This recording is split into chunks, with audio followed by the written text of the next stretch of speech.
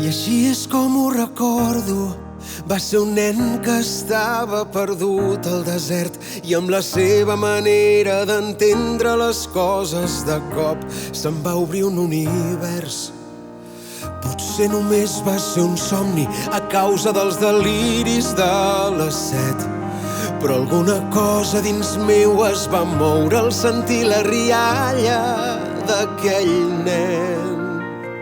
I allà vaig aprendre que tot depèn de mi i que tots tenim un petit príncep a dins, només cal voler-lo sentir.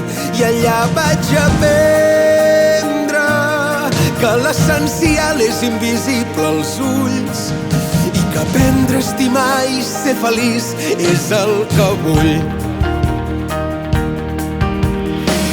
No sé si va ser real quan em parlava de roses i de baobabs o de guineus que eren amics increïbles quan es deixaven domesticar. No responia a les meves preguntes i em regalava un silenci inquietant i em vaig anar fixant en les coses petites que són en realitat les més importants.